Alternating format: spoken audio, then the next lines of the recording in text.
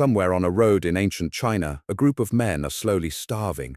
They have run out of food, some are too weak to stand. Their teacher, a man in his 60s who has wandered from state to state for years, is sitting calmly and playing music. One of his students finally snaps and asks the obvious question: does a good man really have to end up like this? This man could end it today. He has offers from rulers across the country, along with positions, salaries, and comfort. He keeps saying no because the men making those offers gain their power in ways he will not put his name behind. He would rather be hungry on a road than rich in their palace. To everyone watching, he is a fool who threw his life away. 2,500 years later, we know the rulers' names only because they appear in his story. He had a phrase for the money he turned down. He called it floating clouds. The man was Confucius, and the line was this: wealth gained unjustly is, to him, like floating clouds. Clouds are not nothing. They are high, bright, and impressive, the kind of thing everyone looks up at. They are also drifting, untethered, and completely impossible to hold. There one afternoon, they may be gone by evening.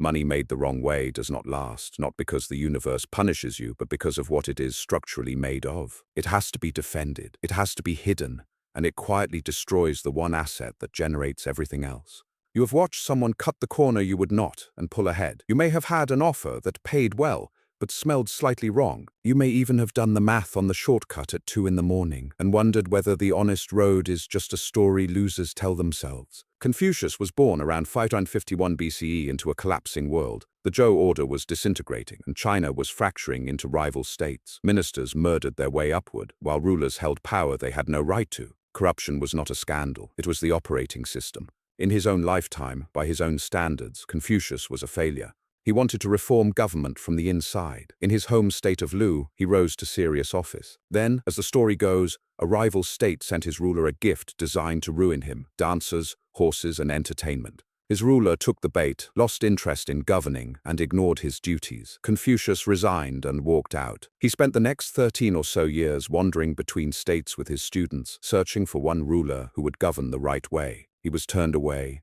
threatened, mistaken for a criminal, and at one point nearly starved to death on the road. Confucius died at around 72, believing he had accomplished nothing. Within a few centuries, his ideas were shaping the largest civilization on Earth. They would continue doing so for 2,000 years. So what did that broke, unemployed man understand about wealth that the rich men who turned him away did not? Confucius never said money is evil. He was explicit that wealth and status are what people want, and that this is normal and human. He even joked that if wealth were worth chasing at any cost, he would happily take the lowliest job to get it. But since it is not, he would rather do what he loves.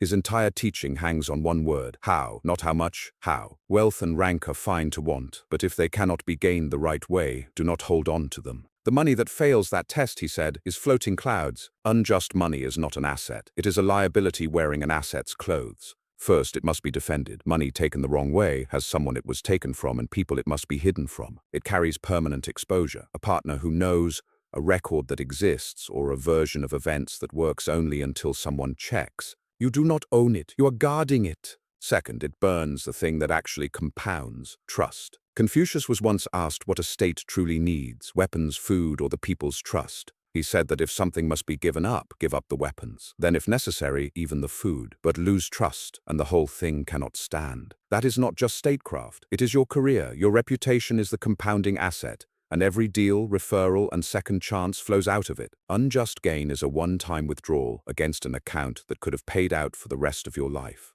Third, it does not survive contact with time. Clouds look permanent for exactly as long as you do not watch them. Take the shortcut once, and you have not solved the problem. You have created a position you now have to maintain forever, with no compounding underneath it. Wealth gained unjustly is like floating clouds. Not worthless, just never actually yours. Here is how you use this. Start by auditing the how, not the how much. Take your actual income streams and ask one question about each. If the person on the other side could see exactly how this works, would they still do business with me? That is the whole test. Legality is only the flaw. The real test is whether the thing survives being seen. Anything that works only in the dark is a cloud, no matter what the number says. Next, treat your name as the real balance sheet. Trust is the last thing you give up, so price it accordingly. Before any deal that pays now and costs your name later, compare the payday with every future opportunity that depends on people believing you. Almost nobody does this arithmetic honestly because the payday is concrete and immediate, while reputation is vague and future.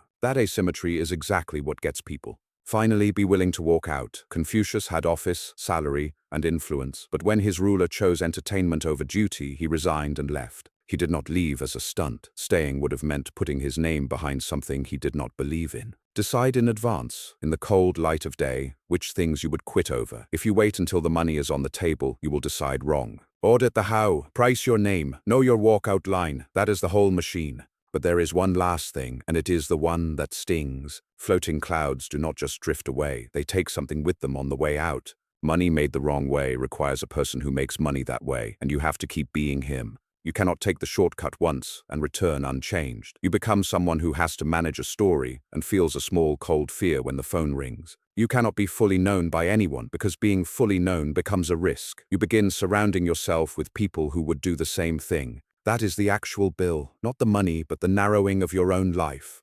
Confucius described his own version of joy as almost comically plain: rough food, water to drink, and his bent arm for a pillow. He could say that and mean it, because there was nothing in his life he had to defend. There was no version of events to maintain and nothing that would fall apart if anyone looked closely. That is what wrong money can never buy at any size. Not comfort or luxury, but the ability to be completely known and still be fine. Every corner you do not cut is you buying that back. If you are watching someone pull ahead on a road you would not take, hear this clearly: you are not losing.